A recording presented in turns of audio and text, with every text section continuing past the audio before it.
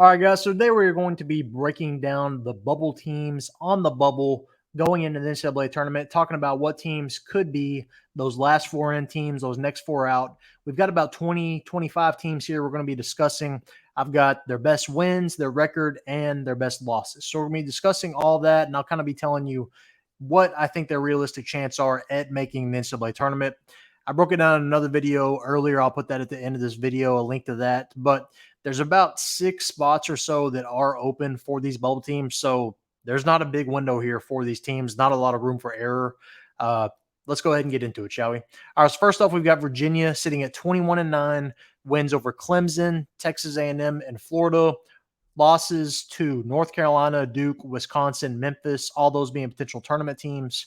But they have pretty good wins. Clemson and Florida tournament teams, A&M probably not so much. Next up, we have Wake Forest, okay? Wake Forest sitting at 18-11. All right, they have wins over Florida, Duke, Syracuse, and Virginia. Good losses to North Carolina, Utah, another team on that bubble. Next up, we have Syracuse sitting at 20-10, wins over North Carolina and Oregon. Oregon kind of on that bubble as well. Good losses to Gonzaga, Duke, and Tennessee. Syracuse kind of surging up as of late. Next up, we have Pitt sitting at 19-10. You'll remember last year they went on kind of a similar run. All right, they got in, snuck into those first four, played the play-in game, got in, and then won a game or two. But this year they have wins over Duke and Wake Forest. Wake Forest, another team on the bubble. Losses to North Carolina, Clemson, and Florida, which are all tournament teams. All right, next up, Iowa sitting at 18-12, wins over Northwestern and Wisconsin. Losses to Creighton, Iowa State, Purdue, and Illinois. So Northwestern, Wisconsin, both tournament teams, but not the greatest wins for Iowa, not the best resume ever. Next up, Seton Hall, wins over Marquette and UConn. Really good wins there. UConn a 1 seed, Marquette or 2 or 3 seed. Losses to Creighton, similar situation, 3 or 4 seed. Losses to Baylor and Iowa on that cut line as well. All right, Providence, 18-11, wins over Creighton, Wisconsin, Marquette. Losses to UConn, Oklahoma. The good news is when it comes to kind of comparing these teams, a lot of these teams have played each other. So you'll see a lot of the same wins and losses to a lot of these teams. So like these biggest teams, for example, Villanova, Providence, Seton Hall, St. John's, they've all played each other. So it might come down to straight up head-to-head by the time we're done with it. Next up, Villanova. All right, sitting at 17-12. So a lot of losses, but really impressive wins here. North Carolina, Texas Tech, Memphis, also on that cut line, Creighton, all tournament teams as far as North Carolina and Creighton Tech are concerned. Losses to UConn and Marquette. So a lot of losses, but some quality wins. Next up, St. John's. All right, similar situation like I just said a second ago. Wins over Utah, which is also on the bubble. Creighton, Villanova, and Butler. All right, so really the biggest win there is Creighton. Everybody else on the bubble. Losses to Dayton, Marquette, UConn, Seton Hall. All right, next up, New Mexico sitting at 21-8. Mountain West putting a lot of teams in the tournament this year, actually. They have wins over a lot of them. They've got one over Louisiana Tech, which is currently leading their conference. Win over San Diego State, which is a tournament lock. Utah State, another lock. And Colorado State, which is probably a lock, but one of the lower seeds. And then losses to St. Mary's and Boise State, which are locks for the tournament. Next up, Utah sitting at 18-11. Wins over Wake Forest, St. Mary's, BYU, Washington State, Colorado, and Oregon. So a lot of wins there. Losses, good losses to Houston and Arizona, and then also a loss to St. John's. Also, I don't know if I said it at the beginning of this video, but these are not in order at all. So these are just every team on the bubble, no particular order as far as like power ranking or anything. So I don't know if I said that at first, but just in case. All right, also, next up, we got Colorado sitting at 20-9. Wins over Washington State, Utah, Oregon, and Richmond. So really the only win over a for sure tournament team is Washington State. Other than that, all kind of bubble teams. Losses to Colorado State and Arizona. All right, Ole Miss sitting at 20-9. Chris Beard, first year over there. Good job so far. Wins over Memphis and A&M, which are bubble teams, and then a win over Florida, which is a tournament team. Key losses to Tennessee, Kentucky, Alabama, Auburn, all good losses there. Next up, Indiana State wins over Drake, which you'll see in a little bit, and then losses to Alabama and Michigan State. So Indiana State and Drake split their regular season. So I think it's going to come down to the winner is going to automatically be in, obviously, and then the loser is probably going to be in that last four in. Indiana State in particular, you got to give them credit for scheduling Alabama and Michigan State. I think you got to reward them there. And I think we'd all agree we'd rather see a mid-major like this or like Drake than see a team, that has 15 losses almost from Power 5 school. Next up, Drake, 25-6. Their only win of note is over Indiana State. They have a loss to UAB. So not the best resume as far as losses is concerned as Indiana State, but I think you still got to reward them. DeVries is pretty entertaining to watch. Next up, Memphis, 22-8, wins over FAU, Virginia, Texas A&M, VCU, and Clemson. Losses to South Florida, Ole Miss, and Villanova. All right, so Memphis, I think they're going to be in. They're too talented not to be. Now, they are up and down. They'll beat a team, and then they'll lose to a team they shouldn't lose to. All right, like just the other day, I think they beat was it UAB? They beat UAB, and they were down like 20, and then ended up winning by 20. They're just up and down, but they are talented enough to beat anybody. Next up, James Madison, sitting at 28-3. All right, so the reason they're on this list, though, they might win their conference, but they are currently the 2 seed in their conference to the team they lost to, Appalachian State, which I'll get to in a second. They have a win over Michigan State. You'll remember them at the beginning of the year, kind of played really good, and scheduled Michigan State in the non-conference. So I think you got to reward them for that. All right, next up, Florida Atlantic. All right, 22-7. I think they're in, but wins over Arizona, which should put you in.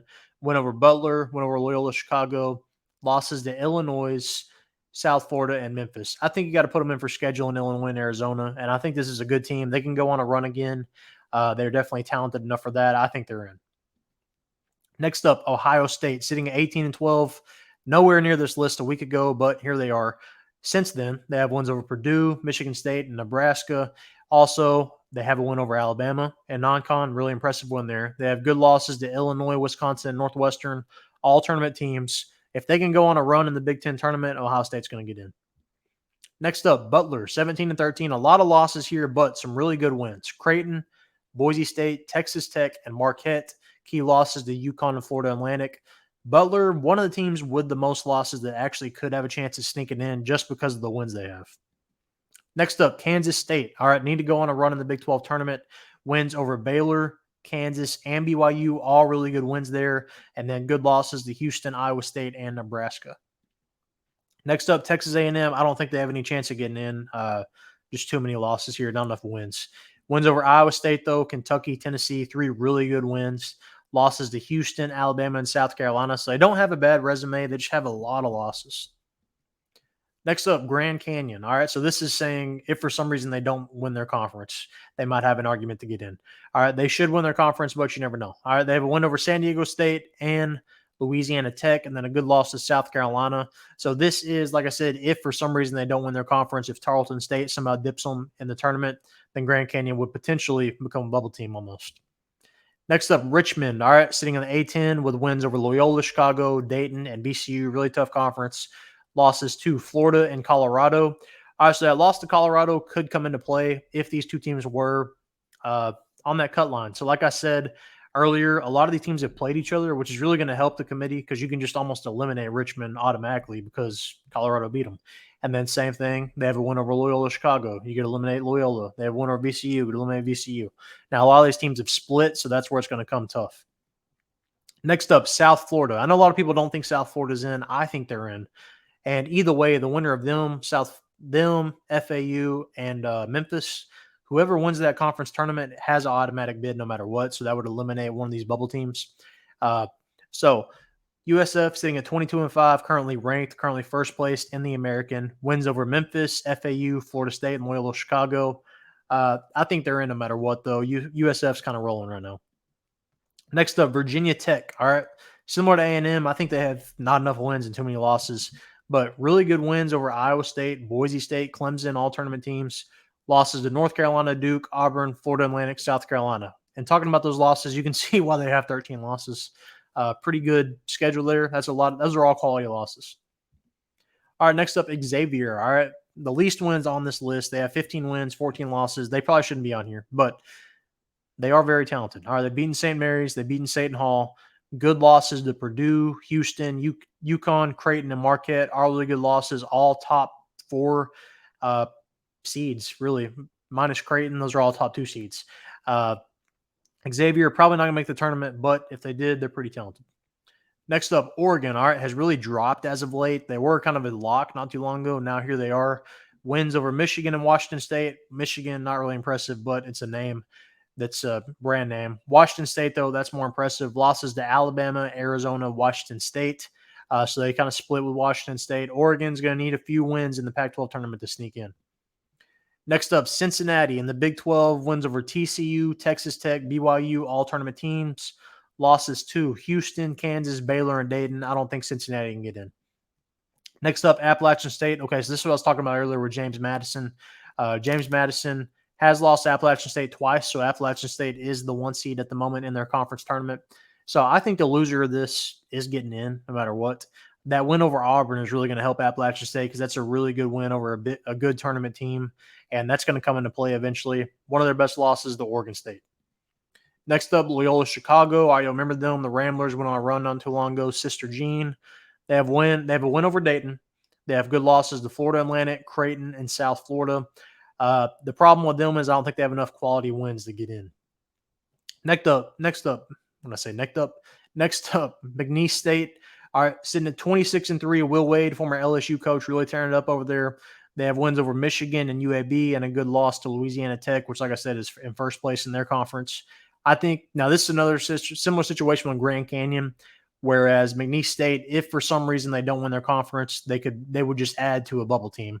Right now they're not on the bubble because it's predicted, assume they're going to win their conference. But if for some reason they didn't, they would add in that discussion at the bubble. Next up, Princeton, similar situation. They didn't really have any good losses from when you put on here. They have a win over Rutgers, though. I don't think Princeton can get in even with 3 losses. If they were to lose to, say, Yale in the tournament, that would put them at 26-4 or something, 25-4, whatever. I don't think they can get in. All right, last but not least here, VCU sitting at 19-10. All right, they have wins over Penn State, Loyola Chicago, and Dayton in that A10. Look for VCU to make a run in the A10 tournament, by the way. Good losses to Iowa State, Boise State, and Memphis. All right, so these are all the teams that are on the bubble, in my opinion, at the moment. And some of the teams, McNeese State, Grand Canyon, aren't on the bubble, but this is kind of, let's say they get dipped in the tournament for some reason. Does that put them on the bubble? So who on this list would you add, all right, that is not on this list? So if somebody's not on this list, you think they need to be in the bubble conversation, let me know. Comment their name or their team below. Also, let me know out of these teams who would be the 6 you would put in, okay? Because like I said, there's 6 spots from what I've calculated. I've also got a video for that. I'll put that, like I said, at the end of this video. There's about 6 spots open with a couple of these teams, South Florida, FAU, Memphis taking one of those spots. So that would still leave 6, but taking one of the automatic qualifiers. So out of all these teams, let me know the 6 that you think deserve to be in the tournament. Let me know. Comment down below. Make sure to like this video and subscribe.